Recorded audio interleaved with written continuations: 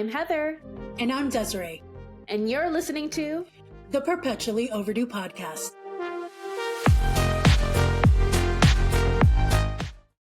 Hello and welcome to another episode of the Perpetually Overdue Podcast. My name is Heather.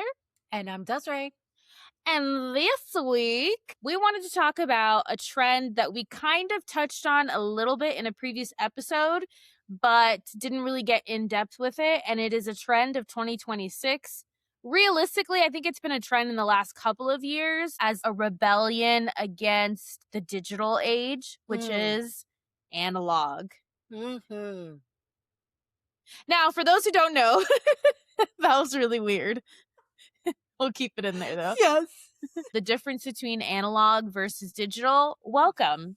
I didn't know entirely before this episode. I knew the concept generally, and for a split second thought maybe I was wrong, but then we clarified. I knew what was considered to be analog. Correct. Not necessarily how analog technology represents data versus digital. But apparently analog represents data using continuous, time-varying physical signals, whereas digital technology uses discrete binary. Now, if you know what that means, great for you. You're really smart. I'm not a techie kind of person, so that is kind of Portuguese to me. Same. And we don't speak Portuguese, so that makes sense.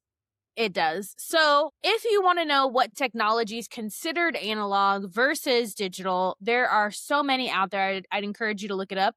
But a couple examples: cassette tapes, vinyl, VHS. So a lot of people are turning to analog technology, but also just analog in general. Like unplugging from digital is basically the trend that people are going with. It's all for the purpose of sort of stepping back, quieting the noise a bit, not becoming too reliant on digital platforms or means. And there's a couple of different reasons, but I think some of the reasons is because people want to have ownership over their entertainment, their media, things like this. When it's all digital, it can go away like this. Mm-hmm. But when you have something physical, like a vinyl, like a cassette tape, then you have something that's tangible in your hand. So obviously, if you use a streaming service, if that streaming service goes down, there goes your music. Mm-hmm. If you purchase a movie off of like Apple TV, let's say, technically you don't own that movie. And if they decide to say, we're taking it away, kapoof, there goes your library that you spent money on. And then you have the progression of the lack of ownership on things. Perfect example of that. If you're a gamer, you would know about this. The Nintendo Switch 2. When that came out, people were appalled for a couple of different reasons, two of which were the price point and the fact that games are becoming more and more expensive, but also the fact that if you tried to mod your console, your handheld, in any type of way, regardless of the fact that you technically own it, it's in your hands, you paid for it, Nintendo will brick your device. And so I don't know about other people, but for me, that feels like I don't own it. Because if I own something, I should be able to do with it what I want. It's like if I buy a piece of art and somebody comes into my home and says, you need to hang it this way. And if you don't hang it this way, we're going to destroy it. And you don't get your money back. And you don't get your money back. And you don't get to resell that because it's a device that no longer works. So it's a lot of realizing that corporations have really taken advantage of what we have access to and wanting to take some of that ownership back. And then also just not wanting to be consumed by media, specifically digital media. Well, if you think about it, one of also, I think, the many reasons that people are choosing to try to really get on this train right now. You mentioned the slowing down of our brains and our thought process. I mean, I feel like there has been a lot lost in the last 10 plus years that everything that pretty much digital technology has taken over thinking for us, essentially. So basically, analog also pertains to things like when we used to look at a physical encyclopedia book and go through the volumes to look for an answer or to research something, whereas now Mm, digitally at the speed of light at our fingertips. The thing is, I think, especially if you are younger, so you didn't grow up, you grew up basically with technology already. yeah. For us who remember, the millennials were basically the last generation before technology took over, and every generation after that basically had the internet already.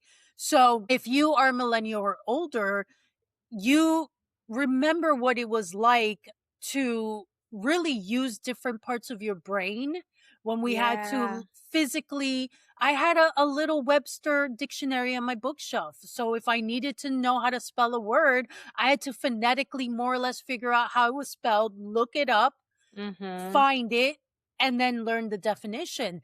That takes a certain part of your brain that I think we've lost now. And No, I totally. and so I definitely think there are a lot of aspects in that example and millions other just like it on Mhm. why also a lot of people are going, I want to go back to more analog, Yeah. physical material for data purposes. Because I mean, how many times have you said to me when I was driving how I've lost that instinct and confidence as a driver because I'm using GPS. GPS?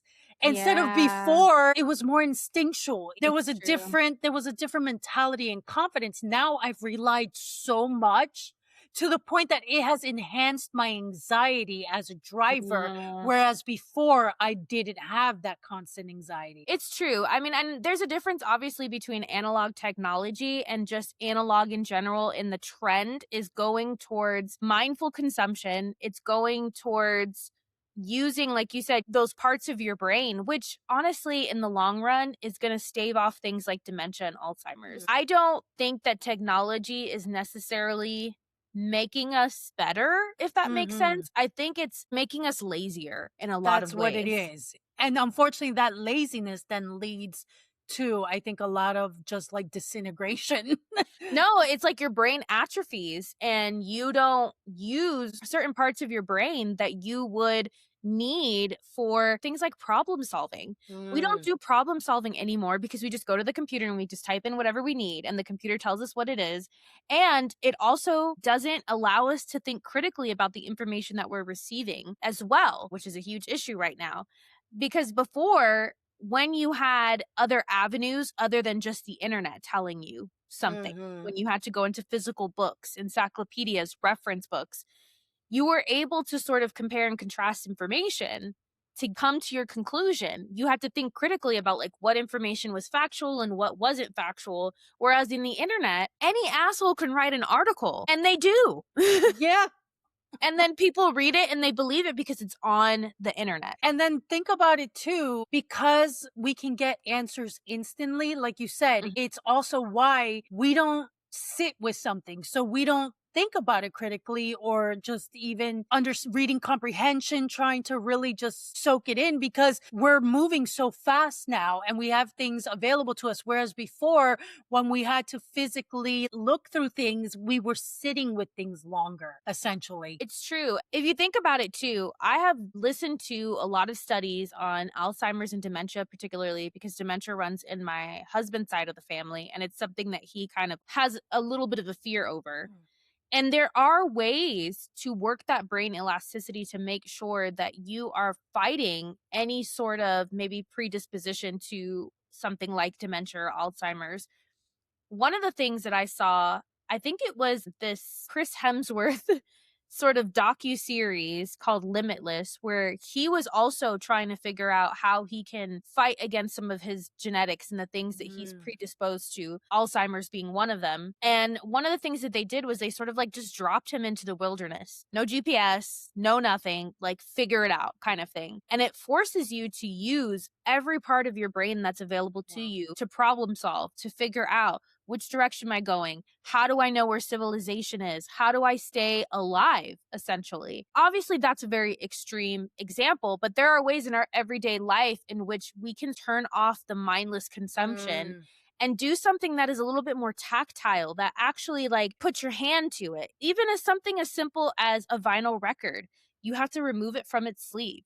You have to put it onto the record. You have to put the needle in the right place. You know what I mean? Like, And the there's thing is, more intentionality there. that may sound so trivial, like what possible difference can it make that I spent a few seconds more doing that with a vinyl than just pressing play on my Spotify? Guys, it makes all the difference because Yep. scientifically you could really deep dive into it if you wanted to, but the cognitive aspect of physically connecting your mind, your brain, your hands, your physicality, and having that full body connection in an action, Yeah. it makes such a difference. It may seem so trivial and minute that it's all you're doing is taking out the vinyl, putting it on, moving the needle, but all of that does something to your brain in a positive sense that, again, in the last 10 plus years, we've been losing more and more every day. In that regard,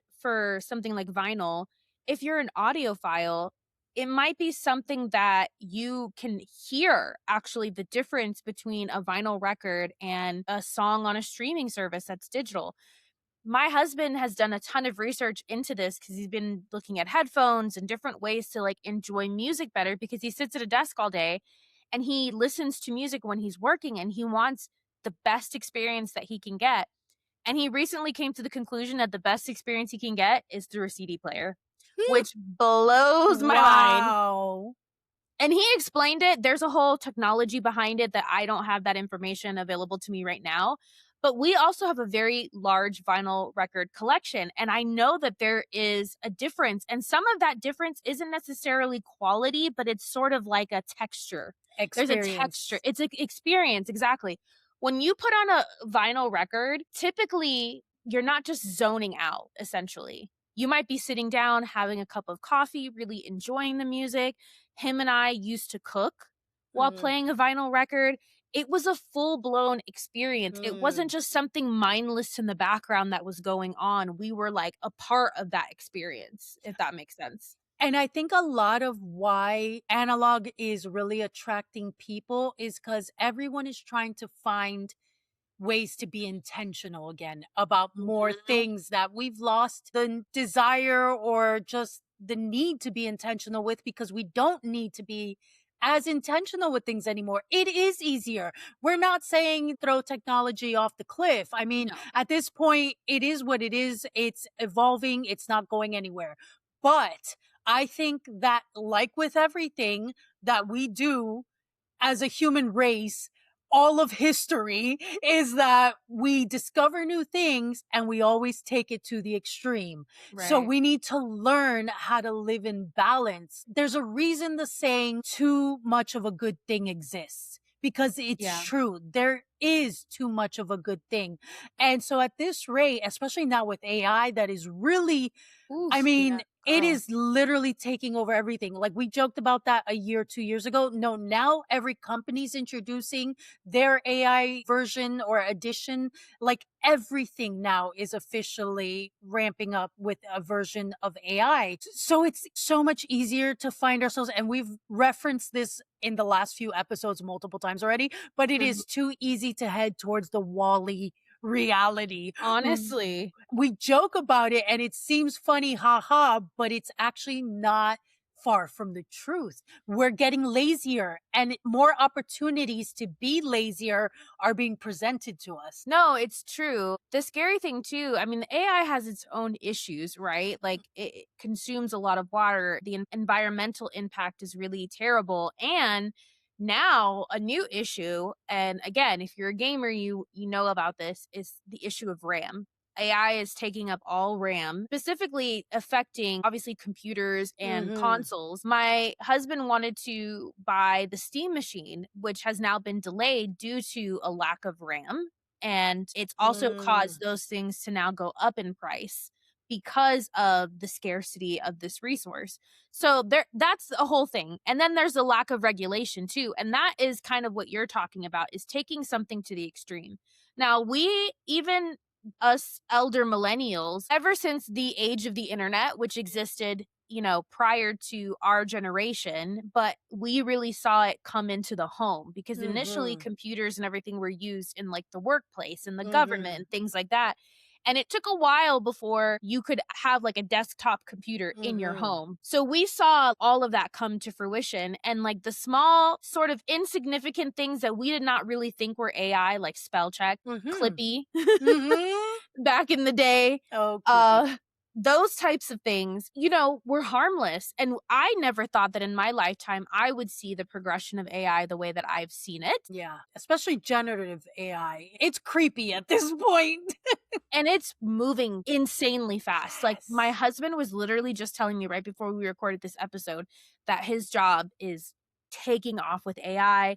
They really wanna get into it, and I'm like, "What do you think about that?" And he's just like, "I don't really know what I think yet because it's just all happening so fast." I So mean, again, let's think about it. I feel like ChatGPT was publicly announced for public consumption 3 years ago, yeah, not that long and ago. now everyone has an AI boyfriend app that they talk to on a daily basis. Ooh, girl. Now ChatGPT is, like, completely handed over to the government. They Mhm. now have contracts with the government. Mhm. It's a lot, but we're not here to talk about AI. That's another conversation for another day. Yes. What we want to talk about is because things are ramping up so quickly with things like that, people are now wanting to take a step back. But not only that, there is so much value that Yeah. comes with doing things intentionally, but also having something tangible and seeing it Mhm. there. Like mindful consumption and hobbies. That's the first trend that we were going to talk about. So, shifting to tactile hobbies. Now, these hobbies have always existed, but I think Yes. as far as the popularity of it has Mm. grown because people are now wanting to get back to these things. So, like pottery, painting, woodwork. I just did a pottery class not that long ago. Was Mm. shocked. I don't want to say it's easy. It wasn't easy, but it wasn't as hard as I would have assumed that Mm. it would have been, and I just now have got the bug and I wanna do more pottery. Mm. I wanna try it one day. Knitting, I've been doing knitting for Yeah, you have. years, and I Mhm. encouraged you to do it because it's one of Yeah. those activities that really, like, quiet the mind. Which is why I've been curious. Yeah, I do wanna see about trying that. It's not just an experience, which is something that I've always encouraged in my household is experience over material things. Mm. But you have something. Like, Mm. after you do the act of making a pot, once it's thrown into the kiln and fired, you have something now tangible Mhm. that gives you pride, that gives you, that Joy. has a memory attached to it of, like, when you created that point in your life, Mhm. whatever the experience was. For us, it was a Valentine's Day thing, so now we have that memory attached to these things that we created. And it's something beautiful that we can have in our home. Same thing with knitting. Scarves, Mm. you can never have too many. No, I believe that wholeheartedly. It's not just the act of doing it, but it's the end result. I mean, let's be honest, when I watch a movie, as great as it is, there's nothing really to show for it at the end. Mm. Mhm. Sometimes I'll have a discussion about it, and that's great, but it's something that I take in rather than something I do myself with my Mm. own two hands. And I think that there's so much value in it because, again, it causes you to use parts of your brain that when you're just sitting and watching something or just sitting and listening to something, you're not necessarily using. Yes. And then you have something to show for it at the end. Exactly. Another trend we've been seeing with analog is analog communication and productivity. So, in other words, like Heather said, a lot of these things are not literally overnight new. People have been doing them for Yeah. years.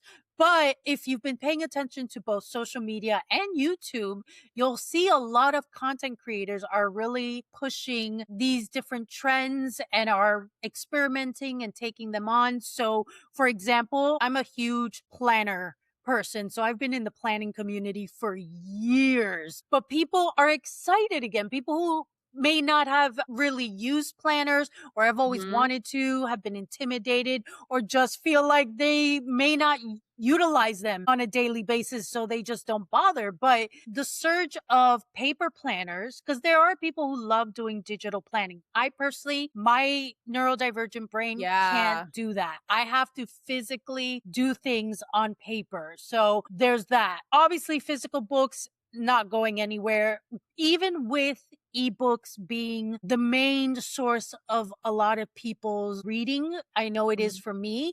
I still want the experience, because it is a different experience of physically holding an actual book. Something that died sadly a long time ago that I used to have in piles in my room, magazines. Oh, not anymore. Did Are you they hear? coming back? Okay, so the guy from Heated Rivalry, Connor, he was on the cover of a magazine recently and completely sold it off the shelf. The creator of the magazine actually went onto social media and was like, "I've not seen sales like this in forever."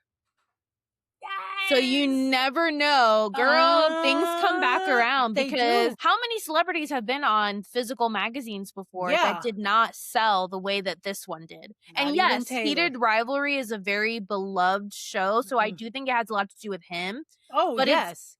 it's also that his whole photo shoot was a callback to actors back in the day, Paul Newman, James Dean, things like that. Oh. Yeah, kind of recreating some of their most famous pictures. A physical magazine, because you could Mm. probably have gone online and found those pictures, but Yes. people wanted to have the physical thing. Here's the thing. Perfect example. When the transition slowly started happening, where magazine publishing companies suddenly had to think about their digital departments, because Mhm. now digital was taking over and magazines were losing sales. When that transition was happening, the few times I attempted to look at them online because I couldn't find them physically, it didn't stick because it wasn't the same experience at No. all. Even when they were trying to do it almost like page for page flip, it Mhm. wasn't the same thing. And so I stopped even looking at the ones online, and eventually I wasn't reading magazines anymore. Whereas 90s, early 2000s, the Girl. experience of flipping through a magazine was Yeah. magical. It was magical. And we would Yeah. rip out pages. We would make our, oh my God, vision boards, collage boards were not Pinterest based. Which is coming back. Yes. Magazine junk journaling, vision boards, things like that. People are wanting to do it more physically as opposed Mm. to digitally now. I love that. There's a different intention behind it. Mhm. And I find there's more joy to it, because one thing I have always been passionate about is talking about how art is therapy and art in every medium and form. I personally believe that art can be extremely therapeutic and anyone can do it. You don't have to believe that you're creative. If you don't think you're a creative person, there is a form of art that you can use as therapy out there, Yeah. guaranteed. Because it is as simple as ripping stuff off a magazine and sticking it on a blank piece of paper. And that process, it brings you joy, it settles Yeah. your nervous system. And so I definitely see the appeal, and I am excited to hopefully see these trends grow, because, like everyone here, I'm at fault for falling for the easy thing, which is all digital. And I've lost a lot of the experiences that I enjoyed that we're talking about right now that I used to love to Mhm. do. I stopped doing these things and I want to feel encouraged to come back to them. I agree. And I think too, there's a really good point in doing something physical as opposed to doing it digitally. Depending on what it is, both takes a little bit of an intentionality. Both can Yes. allow you to express creatively. Like you said earlier, if you're a neurospicy person, digital is not going to be your thing. My husband has his whole calendar digitally, and bless his heart, I I cannot. wish, because it is very clean. It is also easier to find things and whatnot. But what I notice is more mindless because what'll happen is there'll be an event that takes place. Sometimes you get like an email confirmation, and then your email, which is connected to your calendar, will be like, "Hey, do you want to put this as an event?" And so you're not always even physically putting in all of the information for the event because it's taking it from your email and it's putting it on your calendar. Yes, it's easier, but see, Hmm. with my planner, I put stickers, I Yep. use colored highlighters. There's more creativity there as far as what you're Hmm. doing and expression too, because Yeah. your planner can be exactly what you want it to be. Exactly. And honestly, because I am neurodivergent, by doing that, combining almost like an artistic, creative, fun expression along with actual planning, it Mhm. actually helps my brain process information better and remember things. And then physically, I Yes. have to open this book every day, go to the different days and interact with it. Whereas when it is digital, because I've tried digital so many damn times in so many various ways and It different does not work. apps, Yeah. it's that out of sight, out of mind. I Oh, it 100%. I forget it. I never reopen the damn site. It's gone. It's gone. Even Google Calendar that is connected to my iPhone. That's the Nope. one that he mainly uses, and if it wasn't for reminders, notifications coming to your phone, which is usually attached to you, you wouldn't ever look at it at Nope. all, and honestly, his calendar, when I see it, it gives me anxiety because I was like, "How can you decipher any of what's going on here?" It's, like, minute by minute, and Mm. it's Eat mostly time work blocks. related yes, it's Yeah, mostly I work tried related, that. and I was like, sometimes he has to flip the phone. That's how much shit he has on there, and I was like, I can't, this is overwhelming." But not only that, I think when you have physical things, Mm. there's more intentionality with your options because Mm. I have only this much space to get books. So I'm going to be very intentional about what books I'm going to get to have in Mm. my home and things like that. There's nothing wrong. I'm going to get an e-reader eventually because it's something that is easy to travel with Mhm. and you have more options. Sometimes I'll have 2 books that I'm like, "Ooh, which one do I bring with me? I don't know what I'm gonna be in the mood for." And so I wanna have more than one option, but I don't always have the room for it. In Mm. those instances, I see why digital is better. And then also if you have things like KU Unlimited, like what you have, Mhm. Yeah. it gives you more options without having to spend that money because Ex buying physical books is expensive. And I read a lot. I can read up to 5 books a week, and I wouldn't financially be able to do that at all, and that would No. make me very sad because reading very much is an outlet for me to regulate my nervous system. No, totally. But I do think that with the limited amount of options too, it just Mm, makes you more intentional agreed. about what you're bringing into your home and what you're going to give your time to. Mhm. Because like you can just kind of like doom scrolling, just Oh, consume, girl, consume, there consume. And there's such a thing as overconsumption. which there is a thing if you are an e-reader, especially in the romance genre, then Mhm. you know about Stuff Your Kindle days. And Stuff Your Oh. Kindle Day, it's about, I think, like twice a year. Mhm. And that is basically where there's a certain creator who hosts it on a website. And a bunch of authors will sign up for it in preparation. And basically, what you're doing as an author is you're all offering a book for free during that Mhm. weekend or one day. It's either one single day or a weekend. And basically, everyone and their mother who has an e reader is filtering through hundreds of books and just filling their e readers because it's all free that day. Mhm. Here's the thing, as an author who has had her book in the event before, the not so great thing about the overconsumption is that these people have now uploaded almost 1,000 books into their e-reader. Tell me when they're going to get to your book. And that's not Yeah. including all the books they already have coming in from like authors who are having new releases. So you just And there's stuffed it. always new things. Even S- with physical books, this can happen. Because you know how many Oh times we yeah. go to the bookstore and I have to tell my husband, we have a long TBR list. We should not be getting more books right now. We need to read the books that we have.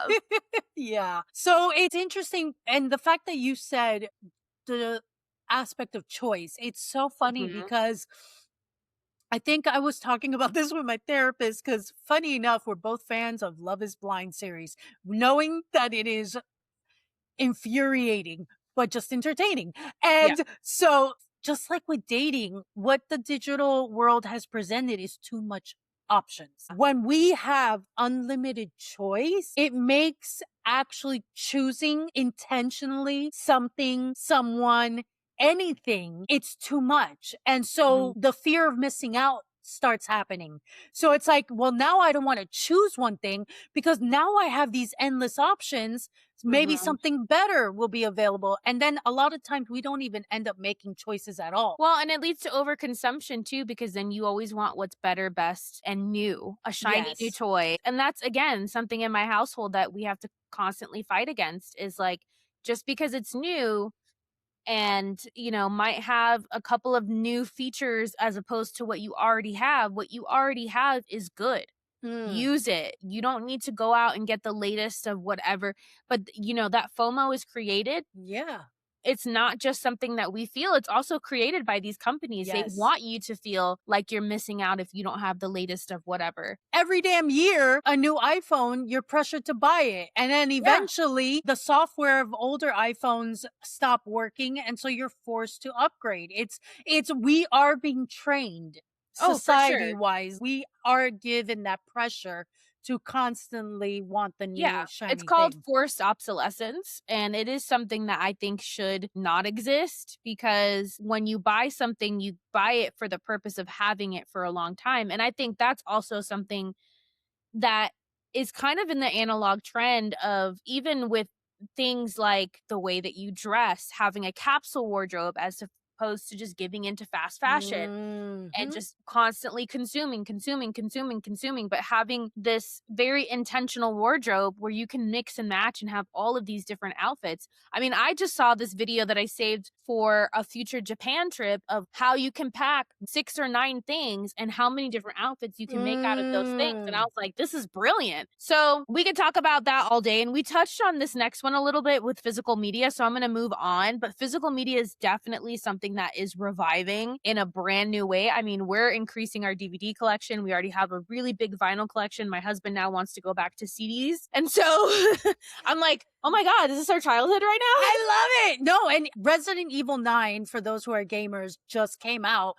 And they Yep. just announced yesterday that they just had a record 5 million physical copy sales. That hasn't happened in the gaming community in a long time. And again, not just Yes. PC digital copies, these were Hmm. physical game copies. Hmm. People are wanting again to have that experience of physically owning something. Yeah, my husband got the physical copies. He's actually just started playing it.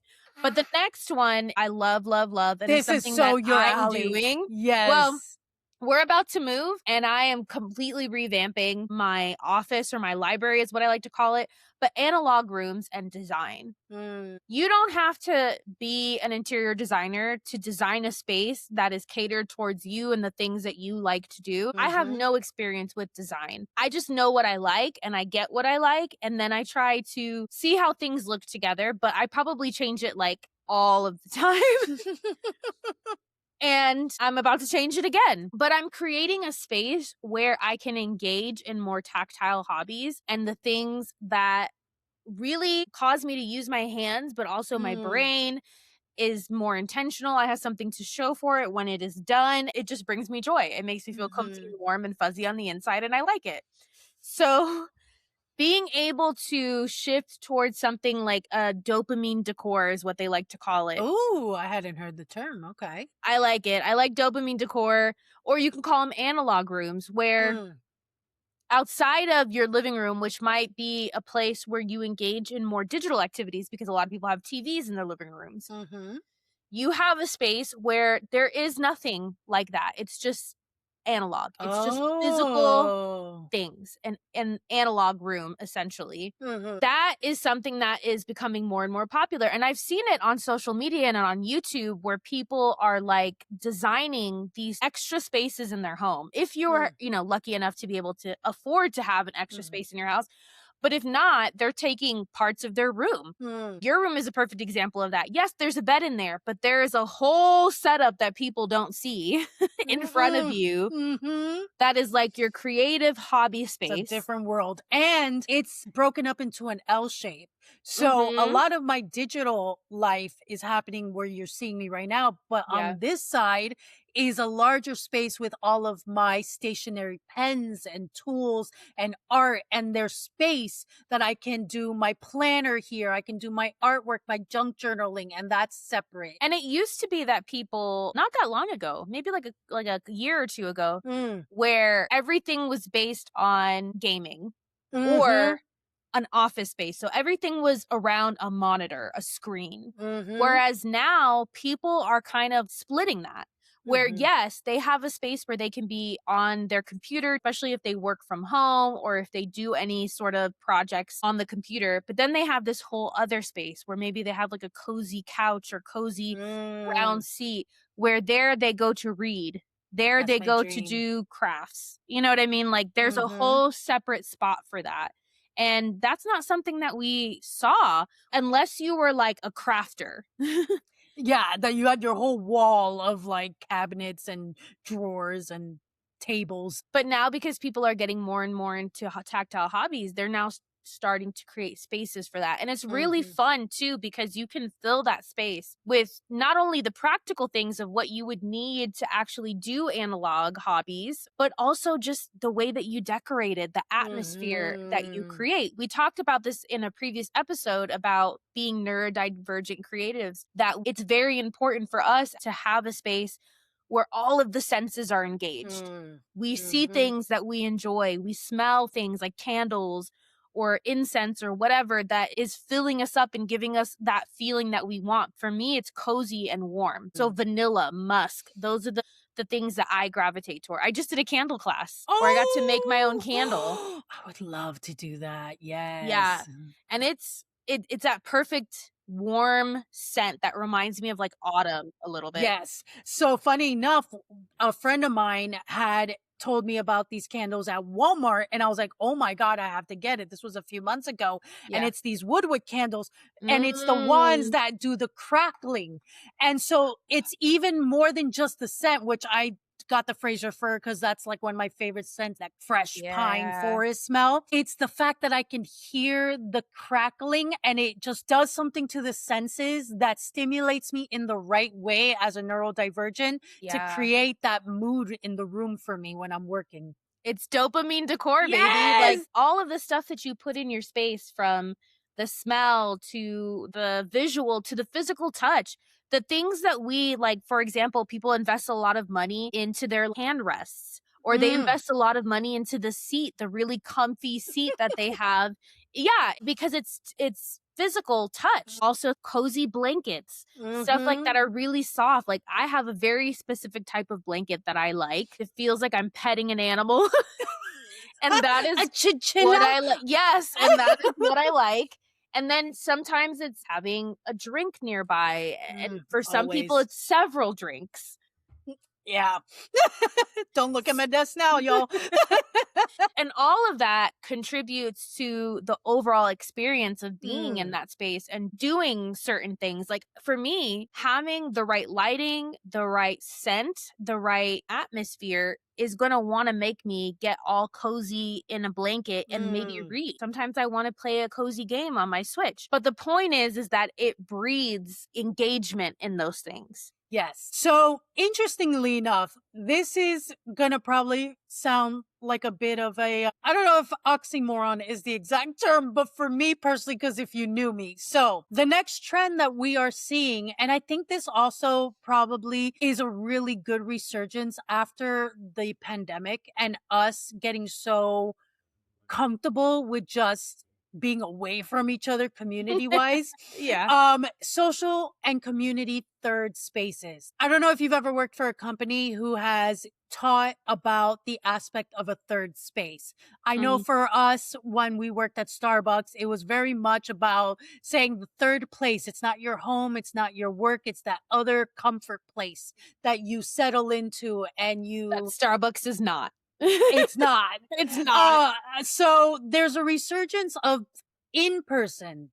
Here's the thing. Mhm. In person, phone free gatherings like book clubs and game nights and different things like that. Now, the reason why I preface this with the whole oxymoron aspect is because I am, especially now more than ever, the epitome of an introvert. And Mhm. it got more intense as I got one older, two more chronically ill, Mm, and three, just especially after the pandemic, I ended up growing a lot of online communities, and mhm. that became very comfortable because it served my introverted self in the sense that like I only give what I want to give and I can retreat at any moment. I actually miss the Mhm. push to show up somewhere in person and gather in a community of like-minded hobbies like a book club or game nights. Or I remember over 10 years ago, I used to go and I drove far. I had to drive an hour and a half one Monday a month to go visit a writing group that would Ah, physically get together, read your work, critique each other, feedback, all that stuff. I did that for almost a year, and yeah, it was nerve wracking because just the experience of sharing that. But there was something about physically meeting with people and mhm. discussing and enjoying each other surrounding a common interest. And I think that the more we see a resurgence of that, I think that can be so beneficial for us, especially Oh, people like yeah, me. Like the pandemic was not socially a stretch for me as it was yeah. for more extroverted people who need people and that energy to be like refilled. For Mhm. me, it was glorious. I was like, I now can unapologetically be introverted and away from people. Great. But it got, let's be real, I got very comfortable. And while I do struggle with chronic health issues, it would be nice to have reasons to want to go out again and Yeah. socialize in that way. I feel like you've probably experienced more of these recent years. I mean, having a partner helps because you go out and you do things together. Like we did the candle class, we did the pottery class, but you can still do those things and not engage with other people, just Mhm. engage with each other. And for us, my husband has a face that like everybody wants to tell their life story to, but it's not something that we really invite Mm. because it's interesting. Like if you click with someone, you click with them and that's Mm. great. But I think we're always kind of hesitant to take it to that next level of like, oh, let's meet outside of this and like Mm. actually be friends. However, I have been seeing that. A good friend of mine that Desiree knows who lives here, he just joined a book club. Mm. That's really exciting. And we were actually going to go with them to a trivia night that happens every Monday, but I guess it's paused for the moment. And so Mm. we will eventually be going. It is fun. It does allow you to experience certain things, like different things than what you typically would be doing on an average night at home.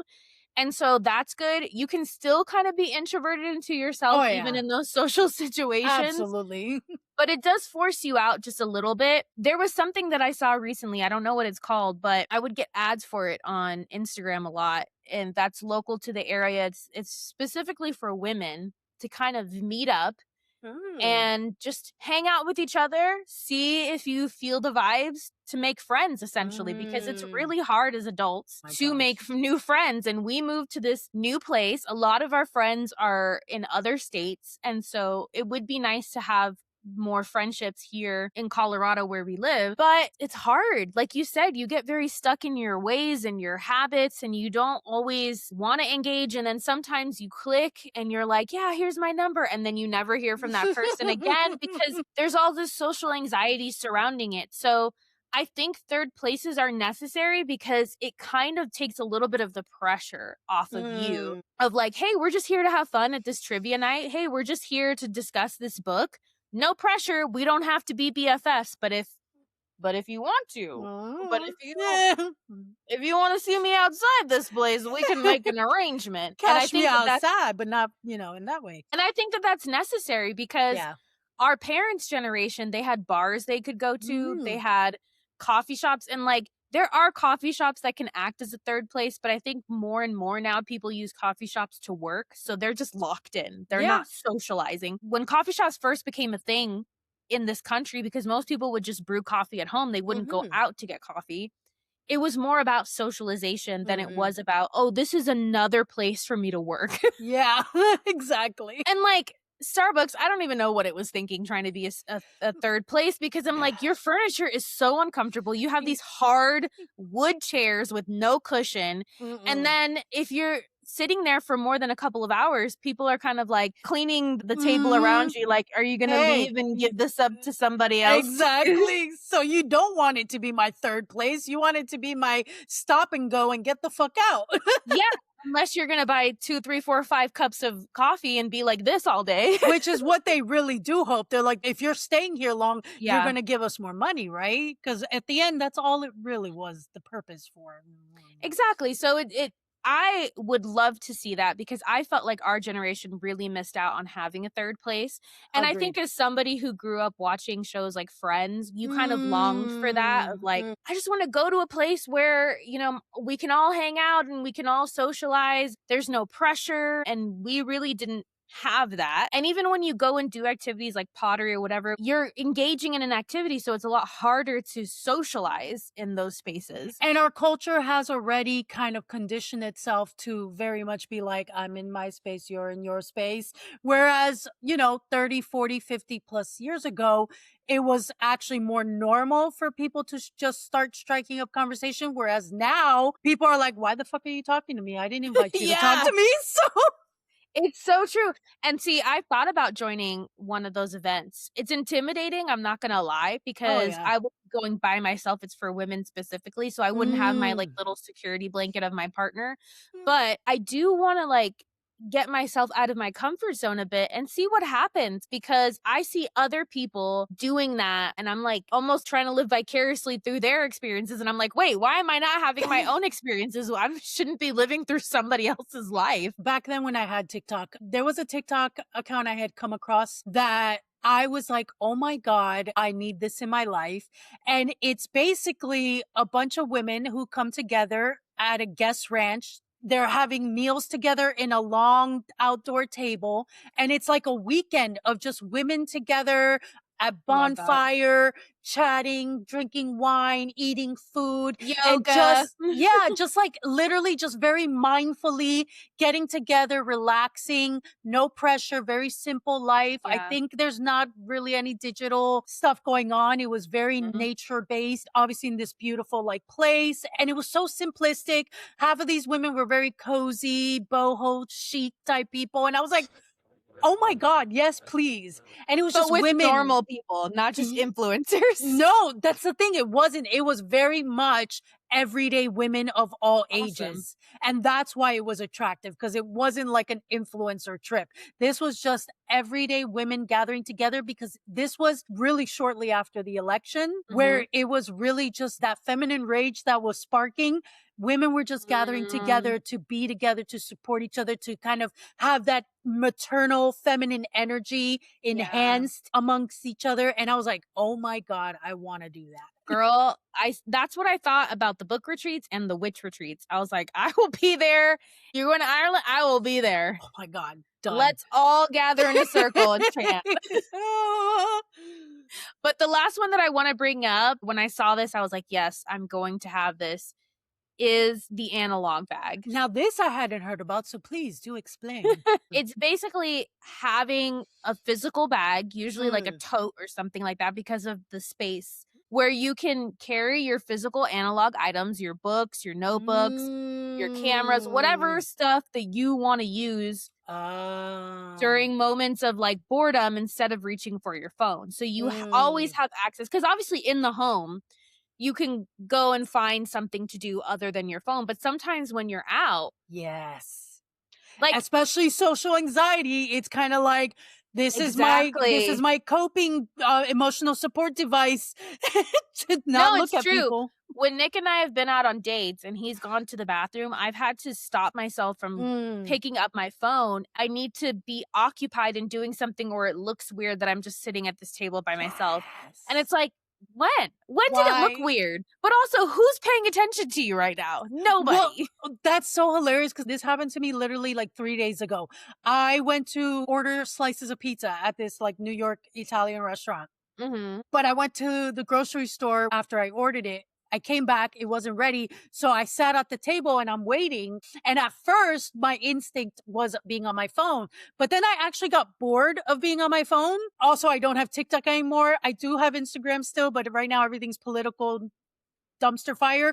So I was like needing to turn my brain off. So I Yeah. actually sat there for a second. I had to pep talk myself the entire time. I was sitting there and just staring off. And I was like, there's nothing wrong with this. I was freaking out that it probably looked weird. And I was like, why? I'm just No. sitting here waiting for my pizza. I shouldn't freak out that I'm not looking occupied. I can just sit here and have a Mhm. mindful moment of quiet while I Mhm. wait. There's nothing wrong with that, Desiree.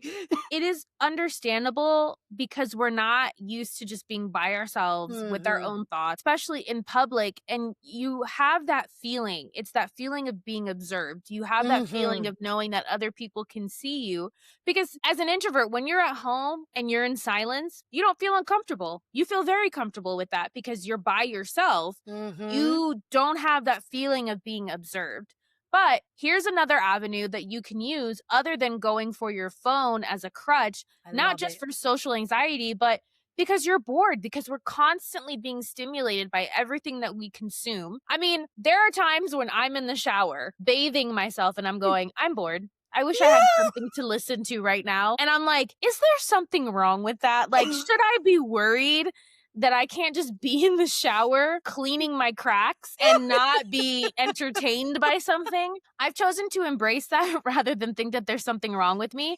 And on occasion, I will listen to a vlog. Or I Mm. do want to get back into podcasts as well. I think I just got Mm. overwhelmed with everybody and their mother was doing a podcast. I mean, Yeah. we're doing a podcast right I now. know. So, I think I just, like, moved away from podcasts, and then I was also doing food delivery service for a while, and so I was Mm. listening to podcasts constantly in the I car, remember, and yeah. so vlogs are nice because it's something that you also can look at because I like and desire the visual of it as well. Yeah, same. Girl, when I'm in the gym doing cardio, fuck whatever's on those TVs. I don't get control over that.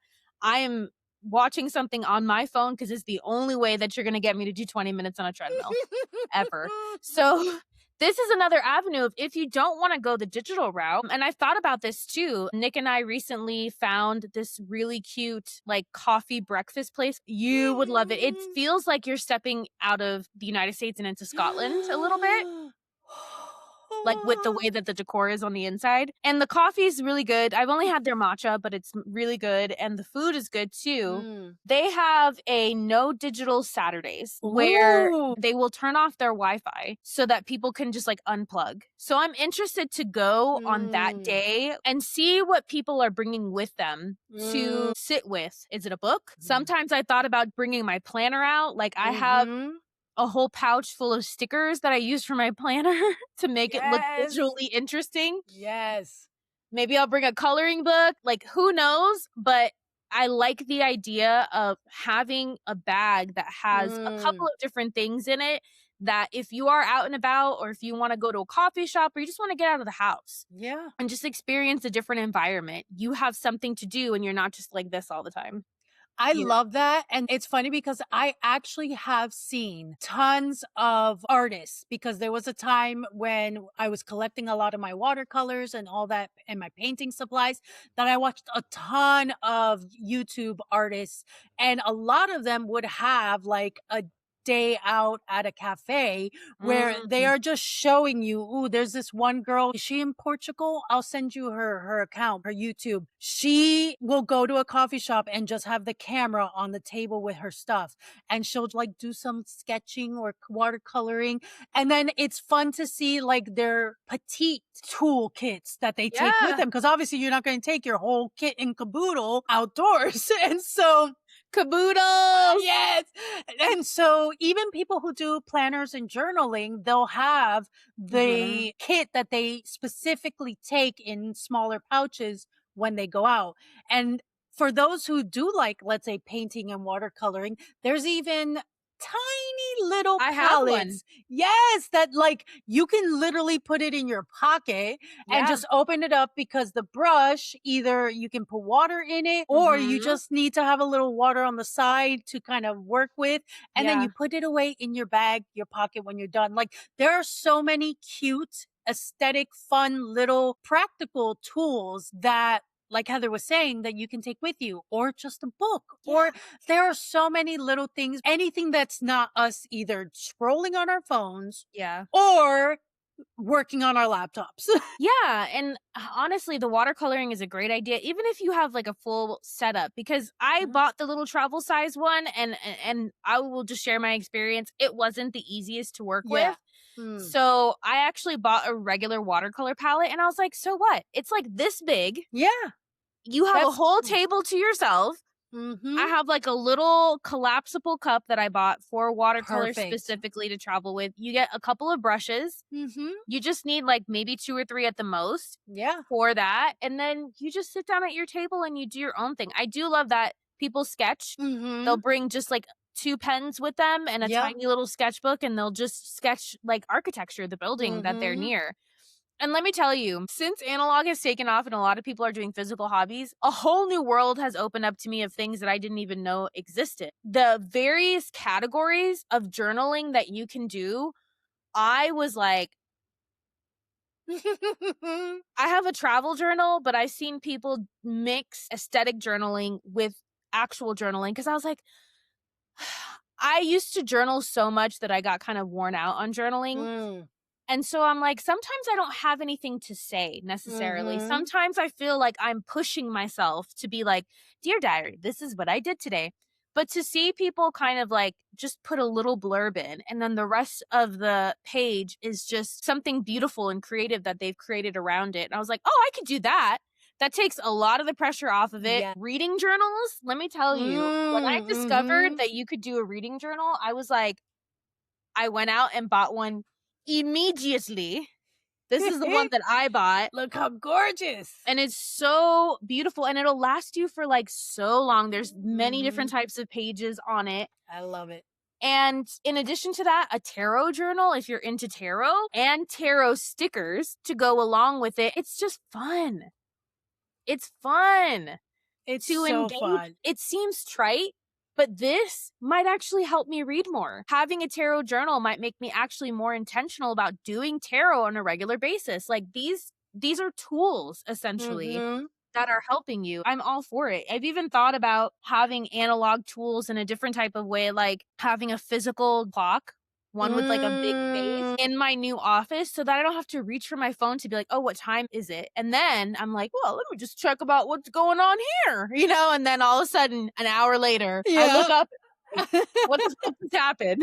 I'm excited and I hope that this trend grows and that it Same. sticks because, like we were saying, I mean, technology is advancing at literal lightning speeds. I get it. Efficient digital tools, apps, websites are being presented to us and we're becoming familiar with them and we're utilizing them more. Yeah. But I think it definitely helps to take a moment and find the balance in our Yes. lives where we can incorporate a little more analog along with your digital life. And really, at the end of the day, it's only to benefit us in the long run. I want my brain to be sharper. I want my cognitive skills to be enhanced and not disintegrate from Yeah. non-usage. I don't want to lose those things. I feel like I've already lost so much and I want to build a lot of those things back up, and it's in simple ways as just incorporating more analog tools and experiences to your day to day. Totally. And like, look, my husband's in tech. He's a UX designer. And so we're kind of working with the devil a little bit.